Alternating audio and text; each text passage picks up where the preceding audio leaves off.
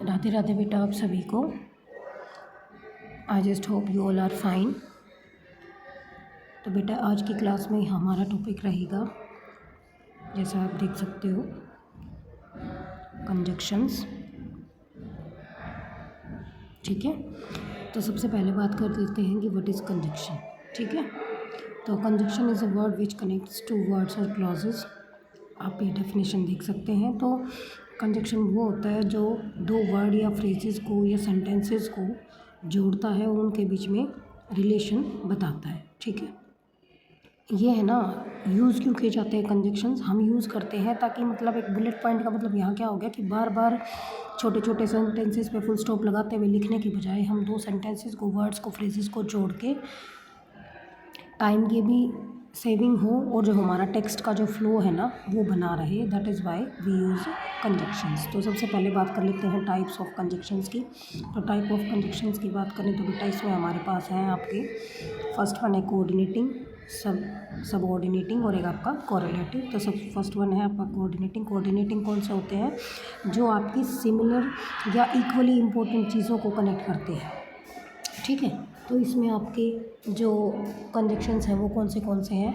जैसे फॉर हो गया, एंड हो गया, नॉट हो गया, बट हो गया, और है। ठीक है ना, इक्वली इंपॉर्टेंट चीज़ों को जोड़ने वाले। सबऑर्डिनेटिंग कौन से होते हैं हमारे? सबऑर्डिनेटिंग होते हैं बेटा जो हमारे एक इंडिपेंडेंट को और एक डिपेंडेंट सेंटेंस को ऐड करते हैं। ठीक है ना, क्लोज को ऐड करते हैं तो उनको कहते हैं हमारे सबऑर्डिनेटिंग, जिसमें एक इंडिपेंडेंट होता है और एक उसमें डिपेंडेंट होता है। जैसे आपका ऑल दो है, वंस, दो, अनटिल, वेदर, इस तरीके से। उसके बाद आपके आते हैं बेटा कोरिलेटिव कंजक्शंस। तो ये कौन से होते हैं? जो पेयरिंग में होते हैं, जैसे बोथ और एंड हो गया, ईदर और हो गया, जस्ट एज हो गया, नाइदर नोर हो गया, नॉट ओनली बट ऑल्सो हो गया, वेदर और हो गया, हार्डली वैन, इस तरीके से जो पेयरिंग में जो आते हैं वो। तो आपके पास यहाँ पे तीन तरीके से आपके कंजक्शंस हैं। ठीक है, एक बार देखिए, जैसे एक फर्स्ट वन आपका हो गया कोऑर्डिनेटिंग, जो इक्वली इंपॉर्टेंट चीज़ों को ऐड करता है। ठीक है ना, सबऑर्डिनेटिंग हो गया जिसमें एक इंडिपेंडेंट होता है, एक आपका डिपेंडेंट होता है, और कोरिलेटिव जो हमारे पेयर्स में यूज़ होते हैं। ठीक है, तो बेटा ये देखिए आपकी टाइप ऑफ कंजक्शंस अकॉर्डिंगली अलग अलग से दे रखे हैं। जैसे फर्स्ट वन आपका दे रखा है, इसके अंदर आपका कोऑर्डिनेटिंग के एग्जांपल्स हैं ये आपके सारे। सबऑर्डिनेटिंग बिकॉज ऑल्दो, जिनमें एक डिपेंडेंट और एक इंडिपेंडेंट होता है। कोरिलेटिव कंपाउंड जो सेंटेंसेस को जोड़ते हैं, मतलब दो के बीच में, एज वेल एज और ऐसे, इस तरीके से। ये आपके कंट्रास्ट को शो करने वाले, कंट्रास्ट का मतलब हो गया डिफरेंस को शो करने वाले, रिजल्ट को शो करने वाले। हमने पढ़ा था ना, रीज़न और रिजल्ट दो तरीके से होते हैं। तो रिजल्ट को शो करने वाले पर्पज़ होता है सो दैट, ताकि, इन ऑर्डर दैट, मतलब इस मैं ये काम कर रहा हूँ ताकि ये हो सके। तो किसी पर्पज़ से जब हम कोई काम करते हैं, कोई कंडीशन दी हुई होती है, तो इफ़ फॉर प्रोवाइडेड दैट, इस तरीके से। कोज मतलब रीज़न।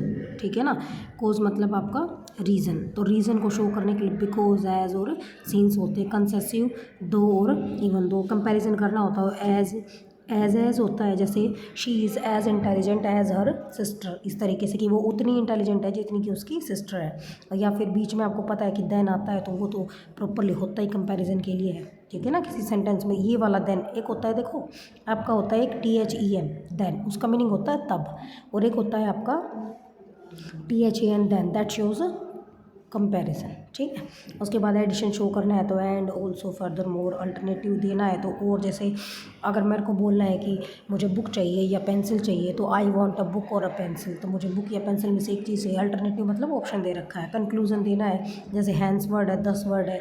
जैसे she did not go to the school, she was ill, hence it was the reason for his absence. तो इस तरीके से हैंस मतलब कि कंक्लूज़न किसी चीज़ का देना, कि हमने किसी चीज़ की एक्सप्लेनेशन दी और लास्ट में हम बता रहे हैं कि भाई इस वजह से या इसलिए हम ये चीज़ नहीं कर पाए।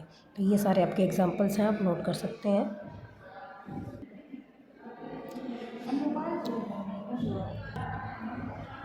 तो ये बेटा कुछ एग्जांपल्स दे रखे हैं आपके।